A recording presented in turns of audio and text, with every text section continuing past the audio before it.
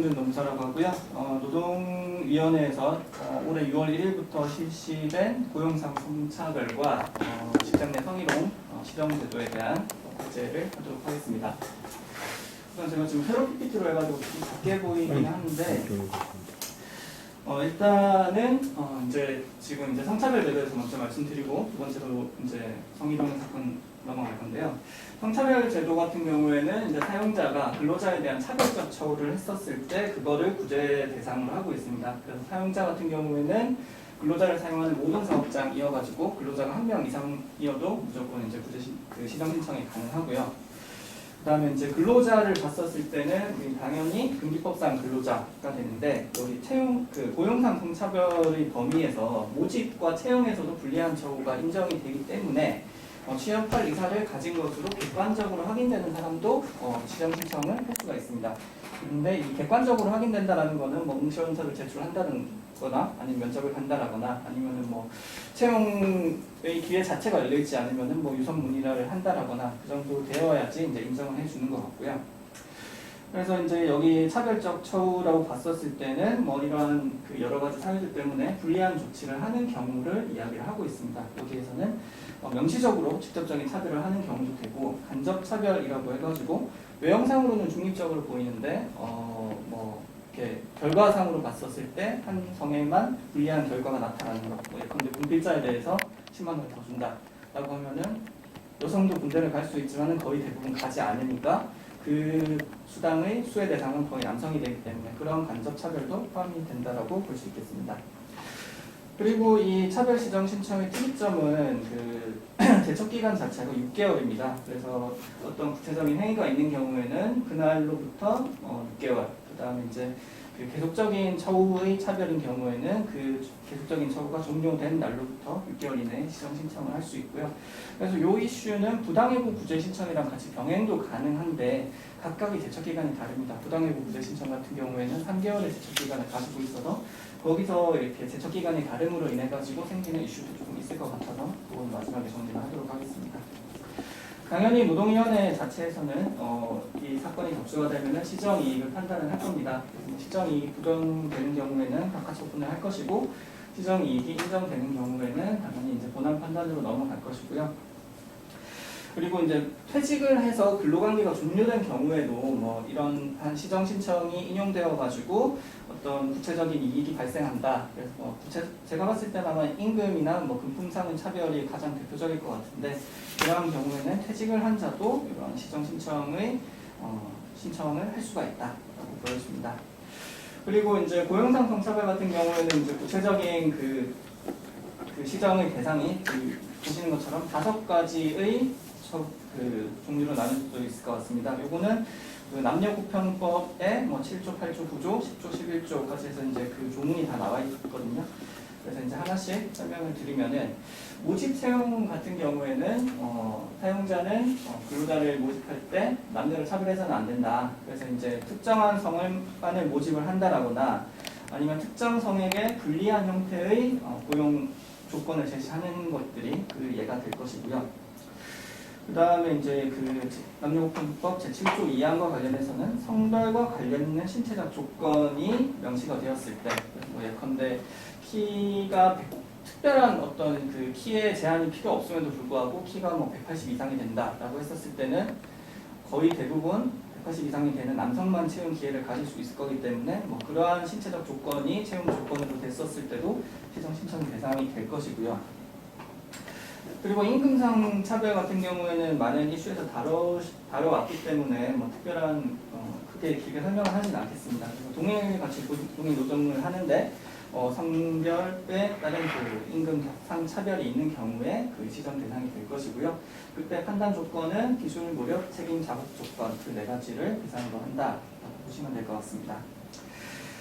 그 다음에 이제 임금의 금품 차별인데요. 요거는 아마 이제 그 상여금이나 뭐 수당 같은 경우 일회성이 되는 것들이 되게 많이 있을 것 같고요. 뭐 대표적인 예시로 제 생각이 나는 게 뭐 가족 수당을 지급할 때 장남이면은 다른 조건에 대해서 더 우대해서 지급을 한다. 뭐 그런 것들이 있더라고요. 그래서 구체적인 거는 제가 공유해드렸던 자료집 참조하시면은 나와 있습니다.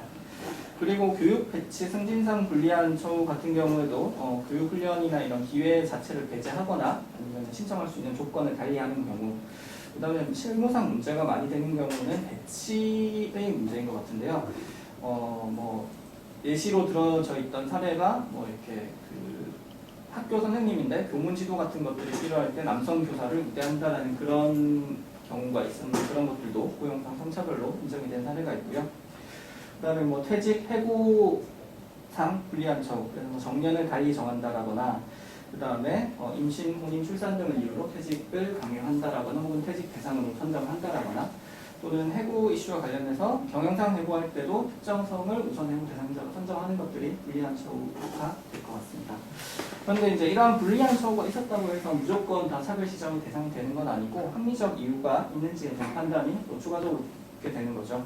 그래서 진정 직업 자격이라고 표현이 되는데, 직무의 성격에 비추어서 특정한 성이 불가피하게 요구되는 경우, 그 다음에 이제 모성보호를 위해서 어쩔 수 없이 남성 근로자만을 채용을 하게 되는 경우, 그 다음에 법률에 따라서 어떤 적극적인 고용 개선 조치가 필요한 경우, 그 다음에 이제 그 외의 사례들은 목적의 정당성, 수단의 불가피성, 수단의 비례성 등을 종합적으로 고려해서 합리적 존부 이유가 있는지 여부를 판단한다고 합니다. 그래서 이제 이런 것들을 종합적으로 봤었을 때, 차별은 인정되지만은 합리적 이유가 존재되는 경우에는 기각이 될 것이고요. 차별은 인정이 되고 합리적 이유도 존재하지 않는 경우에는 시정명령이 나올 겁니다. 그래서 시정명령의 종류는 크게 세 가지가 있는데요. 차별적 처우 중지, 근로조건 개선, 적절한 배상 명령 이렇게 될 건데요. 차별적 처우 중지는 그런 것들을 중지하라. 그 다음에 퇴직이나 해고가 된 경우에는 근로관계를 다시 복귀시켜라. 원직 복직 명령 이런 것들이 될 것이고, 근로조건이 개선이라는 거는 이러한 것들이 이제 차별이 명시되어 있는 그런 어떤 규정들을 개정하라라는 그런 개선 명령이 될 것이고요. 배상 명령 같은 경우에는 결국에는 이제 금전적 배상 명령이 될 것인데, 그래서 임금 금품이나 모집 채용 있을 때는 실비 교통비, 그다음에 그런 임금 상당 등을 기준으로 배상 명령이 이루어질 것입니다. 네, 그리고 여기서 이제 배상명령에서 특이점은 고의 반복적 차별에 대해서 손해액의 약 3배까지 배상명령을 할 수 있다고 되어 있는데, 이거는 직장 내 성희롱도 동일한 내용입니다. 두 번째로 이제 직장 내 성희롱 제도와 관련된 내용입니다. 그래서 이제 직장 내 성희롱 사건 같은 경우에는 사용자에서 파견 근로자를 사용하는 사업주도 이 사용자의 범위에 포함이 된다라고 되어 있고요. 근로자의 특이점을 봤었을 때는 직장 내 성희롱이 근로관계를 전제하지 않으면 성립할 수가 없기 때문에, 아까 그 고용상 성차별과 다르게 채용이 되지 않은 사람은 여기 시정 신청을 할 수가 없다라고 되어 있습니다. 그리고 이때 이제 직장 내 성희롱에 대한 차별적 처우는 피해자에 대해서 근무장소 변경이나 배치 전환, 위급휴가 부여 등이 남녀공평법에 어떤 그런 조치 의무를 하도록 사용자한테 의무가 지어져 있는데요. 그러한 것들을 하지 않았을 때, 그리고 피해자에 대해서 명시적으로 불리한 처우를 했을 때, 그리고 고객 등에 의한 성희롱이 발생했었을 때 그때 사업주가 해야 되는 의무들이 있습니다. 그래서 그런 의무를 미행하지 않았을 때 시정 신청이 가능하게 되어 있고요.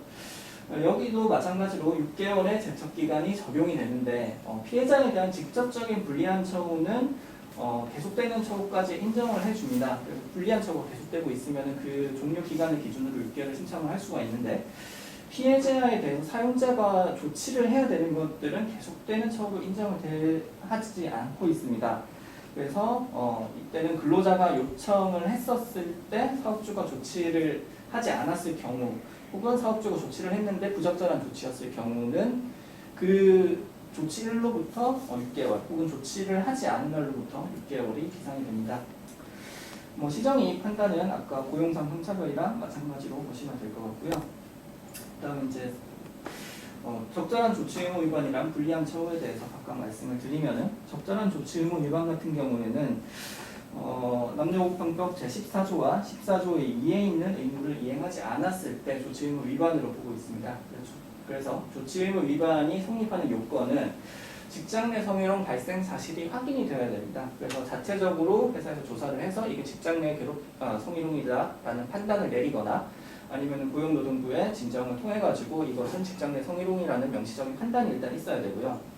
그래서 이제 그 이후에 피해 근로자가 자신에 대한 어떤 조치를 해줄 것을 사업주한테 요청을 해야 됩니다. 그래서 구두로 요청을 하든 서면으로 요청을 하든 그런 요청 행위가 있어야 되고 그것들이 사업주한테 도달하는 것까지 요건으로 필요합니다. 그래서 근로자가 요청을 하지 않았는데도 사업주가 그런 행위를 하지 않았다라고 하면은 그거는 성립이 안 되겠죠. 그래서 이 두 가지 요건이 반드시 필요한 거고요. 그래서 이제 그에 따라 가지고 사업주가 적절한 조치를 하지 않아야 조치를 미이행한 경우에 이제 조치 의무 위반이 그냥 성립이 됩니다. 그리고 이 세 가지 그 조건이 모두 다 성립이 되어야지 되는데 여기서 적절한 조치를 이행하지 않았다라는 것은 뭐 피해 근로자의 의사나 사업장 사정이나 피해 근로자 보호나 안전한 근무 환경 구축의 관점에서 이러한 여러 가지 사정들을 종합해서 종합적인 판단을 해야 한다라는 게 기존의 입장이고요. 그리고 다음에 이제 불리한 처우와 관련해 가지고는 남녀공평법 제14조 6항에 있는 1호부터 7호까지의 내용을 사업주가 해당하는 불이익 조치를 했을 때 그렇게 되고, 그다음에 남녀공평법 제14조 2에 있는 고객 등에 의한 성희롱 방지의 의무를 이행하지 않았을 때 이제 이 불리한 처우를 했다라고 판단을 하고 있습니다. 그래서 이 불리한 처우에 관한 그 판단 기준은 대법원 판례에서 그 기준이 나와 있는데요. 제가 읽어드리면은 불리한 조치와 문제제기 사이의 시간적 근접성, 그리고 불리한 조치의 경위와 과정, 그리고 불리한 조치 사유가 원래 존재한 것인지 여부, 그 다음에 불이익의 정도와 관행, 그리고 여타사항과의 형평성, 그리고 이제 이러한 구제 신청 경과 등을 종합적으로 판단한다라고 되어 있습니다. 그래서 마찬가지로 이제 여기서도 불리한 처우가 있었거나 적절한 조치 의무를 하지 않은 것으로 인정이 될 때는 시정명령이 발동이 되고요. 그래서 차별적 처우를 중지하라라고 해서 어떤 불리한 처우가 계속되고 있는 경우에 중지를 하고, 그다음에 그로 인해서 근로관계가 종료된 경우에는 원직 복직을 하라라는 명령까지 할 수 있다고 보고 있습니다. 그리고 근로조건 개선의 경우에는 뭐 근로자의 요청사항이나 차별 지정 신청 취지, 그다음에 사업장 사정, 피해자 보호 등을 고려해서 노동위원회가 직권으로서 근로조건 개선에 대한 명령을 할 수 있도록 이렇게 하고 있고요. 그리고 적절한 배상 명령 같은 경우에는 조치 의무 위반으로 인해서 발생한 임금액이나 정신적, 육체적 치료비, 심리상담료 등에 대한 실비적인 변상 부분도 포함을 하고 있고, 뭐 성과나 교육, 훈련 기회 제한 같은 경우에는 그로 인해서 받지 못한 뭐 임금상의 어떤 금품적인 부분을 그 배상 명령에 포함시키고 있습니다. 그래서 이제 여기도 마찬가지로 손해액의 세배까지 배상 명령을 할 수 있다라고 되어 있고요. 제가 이제 여기 세 번째 페이지 같은 경우에는 제가 이제 요 발제 내용을 준비하면서 이게 실무상에 우리가 어떤 식으로 좀 될까 하는 생각인데, 이 부분은 일단은 제 의견을 정리한 거니까 나중에 식사하시면서 이제 적극적으로 좀 토론을 해 주셔도 좋을 것 같고요. 그래서 시정 신청의 적용 범위, 그래서 기존의 부당해고 같은 경우에는 5인 이상만 됐는데 이 고용상 성차별이나 성희롱 같은 경우에는 1명 이상이어도 시정 신청을 할 수 있으니까 어쨌든 수임 대상 자체가 확대가 되고요. 그리고 이제 그 기존의 부당해고와는 다른 것들이 노동위원회의 그 수임 대상이 되니까 어쨌든 수임 가능성 자체는 늘어날 것으로 보인다. 그런데 이제 여기서 이제 5인 미만 사업장들 같은 경우에는 어느 정도 약간 좀 한계가 있을 것으로 보입니다. 그래서 관리 체계도 미흡하고 거의 대부분 사업주랑 뭐 한두 명 데려다 놓고 일을 하는 경우가 많다 보니까 사업주가 이런 그 뭐 노동위원회 사건화가 됐었을 때 이거에 대해서 법적으로 대응을 하기보다는 그냥 합의해서 끝냅시다라고 해서 그냥 합의 종결로 그냥 바로 끝날 가능성이 굉장히 높아 보이고요. 그리고 이제 근로자 사건 자체도 이제 증가할 것으로 보이죠. 그래서 뭐 성희롱 피해를 당한 근로자들이 노동위원회 구제 신청을 적극적으로 이제 하려고 할 건데, 5인 미만 사업장 같은 경우에는 상당수가 영세 사업장이다 보니까 국산 노무사를 선임해서 사건을 진행할 가능성이 그 비율이 굉장히 커 보이고요. 그리고 부당해고건도 마찬가지지만 노동청에 제기된 어떤 사건과 이제 연결시켜서 사업주를 압박하기 위해서 노동위원회 사건 제기를 하는 경우가 있는데 이러한 지금 성희롱 시정 신청 같은 경우에도 그런 식으로 활용될 가능성이 좀 높아 보인다라는 거고요. 세 번째는 아까도 말씀드렸다시피 제척기간에 따른 이슈인데 부당해고 구제 신청 대비해가지고 이제 2배의 기간이 되고 있죠. 그래서 이제 성희롱으로 인해가지고 불이익 처우를 받아서 퇴사를 했는데 이제 한 5개월 차에 우리가 노무현에 구제 신청을 제기해서 인정을 받았을 경우에는 한 6개월치의 임금 상당액을 받기 때문에 사건을 우리가 제대로 수임을 했었을 때 그 이제 수임료 자체는 굉장히 이제 우리 입장에서는 올라가겠죠. 그런데 이제 그 제척 기간 도가 때문에 이제 약간 좀 다툼이 다뤄지지 않을까 제가 예상하는 바로는. 그래서 근로자는 성희롱에 의한 불이익 처분이라고 주장을 하는데 사용자는 통상적인 근로관계 종료의 사건이다. 그래서 부당해고 사건이다. 라고 해서 각하를 주장하는 그런 케이스도 일단 일어나지 않을까 예상됩니다. 그리고 그 이제 부당해고 사건과 다르게 고의적 반복적 차별에 대해 가지고 약 3배의 배상 명령을 할 수 있다라고 하는데 물론 이제 신청인 측면에서 우리가 사건을 수임했었을 때는 당연히 저도 주장을 할 것 같습니다. 굉장히 고의적이어서 3배의 배상 명령을 해야 된다라고 할 것 같은데 과연 노동위원회에서 이걸 어느 정도의 그 고의성과 차별 그 반복적인 것을 입증할 수 있을까? 그리고 그게 입증이 되더라도 그러면 3배까지 할 수 있는데 몇 배를 배상을 적정하게 해야 될 것인가. 그래서 이런 것들이 현실적으로 가능성이 높지는 않아 보인다라는 게 의견이고요. 그 다음에 이제 5번째는 고용상 성차별 시정 제도가 효용성이 있을까에 대한 그 의견입니다. 그래서 이 고용상 성차별 제도 같은 경우에는 어쨌든 그 사용자와 근로자 사이의 개별적인 이익이라기보다는 어떤 기업이 택한 제도의 정당성에 대한 이슈가 많을 것 같습니다. 그래서 임금 체계나 아니면 채용 과정이나 이러한 것들이 이제 회사의 제도적인 측면에 그렇게 연관된 부분이 많아가지고 이러한 제도화가 확립되어 있지 않은 소규모 사업장에서는 이러한 시정 신청을 제기를 하더라도 그냥 사업주가 고치겠습니다 해가지고 그냥 바로 시정을 해서 끝날 가능성이 높아 보이고요.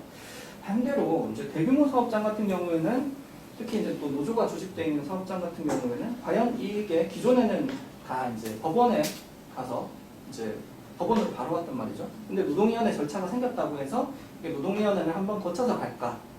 결국에는 어쨌든 굉장히 제도적인 이슈가 되면은 그 대상이나 그 금액적인 범위가 굉장히 커질 건데 이게 노동위원회를 거치지 않고 그냥 법원 가가지고 기존대로 판단을 받으려고 하는 그런 이유가 많이 될 것 같고요.